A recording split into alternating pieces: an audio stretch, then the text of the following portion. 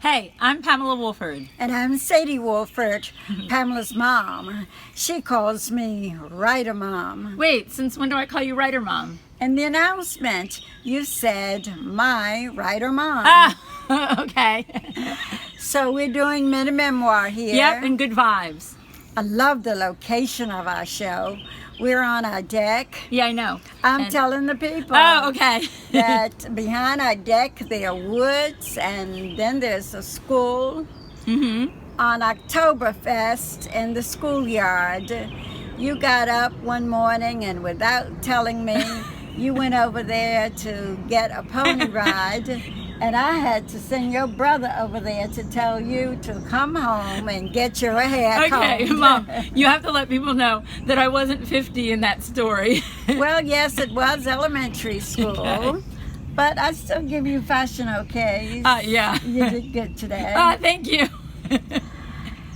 So we're just talking about anything here, but Yeah. actually we need a focus for this show. Wait, you think so? Yeah, What would you like to talk about? well, ways to get over a writer's block. Wait, why that? Well, because when we started this show, I never Yeah. thought I would be in a writer's block. I thought the words would just flow. Oh, you mean you and I are experiencing a writer's block right here and now? Yes. Okay, well, why don't we make that the subject of the show? Okay. What are ways to get over writer's block? Okay. Number 1, drink wine. Number 2, eat chocolate. They say, what is it? Write drunk and edit sober. Eat chocolate. Number Okay. 2.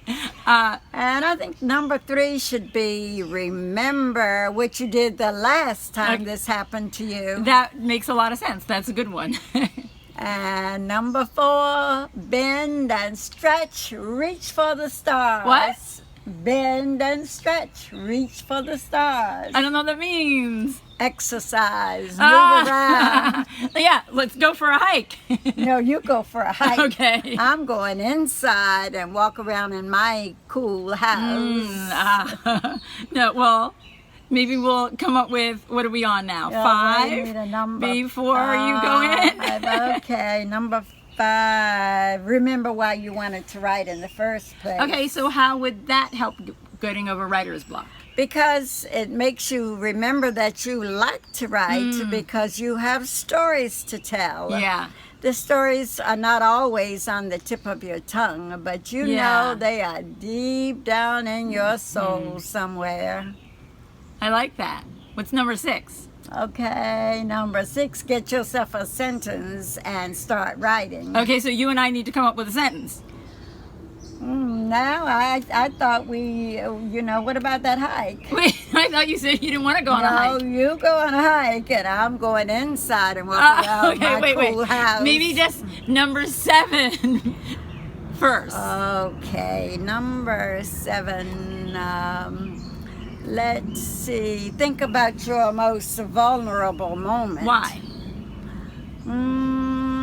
I don't know. Maybe another number 7. Okay. Maybe think about an object that's dear to you. And what will that do? Well, you see, that helps get out of a writer's block. Oh, okay. Because you think about the object that's dear to you and you write about it. I see your point.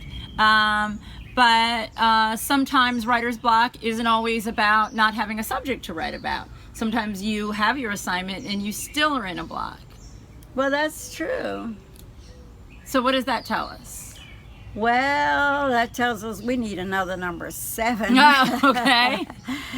And you know, I'm beginning to think I'm going to fail this assignment. No, it's not an assignment. No, it's all good. Well, but maybe that's what we're talking about here, fear of failure. Oh, and that leads to writer's block. Yeah. Okay, so how does one get over a fear of failure? Well, I think fear of failure comes from a quest for perfection. So maybe do like Barack Obama used to say, don't let the perfect be the enemy of the good. Okay, so then we have our number 7. Don't fear failure. Don't let the perfect be the enemy of the good. How about number 8? Oh, we're on number 8. We're on number 8. Okay, good. Let's see. Think outside the box. Because to tell you the truth, the box that I find myself in here right now is that I'm trying to be entertaining for this show. Oh, okay. But we both need to be just who we are. Okay. We're just plain people. Sometimes we may steal a bowling ball. Wait, what? Yeah, one time I was at the bowling alley and I had such a great score. I took the bowling ball and walked right out. It's the worst thing I ever did. Oh. But I took it back. Okay, so that's good. All right. That's number 9. If you steal a bowling ball, take it back. No, think of the worst thing you ever did. How does that help? Because sometimes we're so busy thinking of the good things that we want to write about, but when we think of bad things that happen in our lives, those are stories worth telling. Yeah, but for some people, writing about the bad may create the biggest block for them. That's true, but I'm thinking of the time when my writing teacher told me to write about James.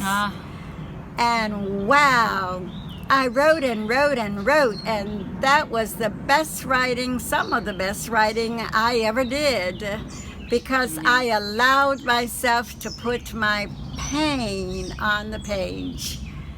You see, before that, I was writing about being carefree in North Carolina, just going to the springs and the creeks. You know, it makes me think that maybe our number 10 could be compare and contrast. That makes us think more clearly. Tell me more about that. Well, I'm thinking, for example, my main motivation in keeping this house and maintaining it is because the house that we had in North Carolina that we loved so much was closed to our family when Grandma Tama died. Ah, I see. So, but some of these are about creating or finding the right thing or something to write about. But what about the fact that so many times we have writer's block when we already know what we need to be writing about, but we still are under a block? Well, that's true, but if we just start writing and get something on the page, and as we write and write, we will eventually come to the things we need to write about. Ah, so that can free us up to become the artist that we want to be. Yes. And it opens that up so that we That's can put that on right. the page. I see. So I think with these 10 things, we have our episode. Wow, we did it! Yeah. Oh, wow. And Mom, stealing that bowling ball was not the worst thing you ever did. Well, I guess I was trying to paint myself as goody two-shoes. But it was embarrassing because the people, they knew about it and they teased me. Wait, how did people know about it? Because they saw me. I got right up and walked right out of the door with the bowling ball. But in terms of what we've been talking about here today, I think to sum it up, what we have been saying is, if you have something to do, just do it. I like that. I do too.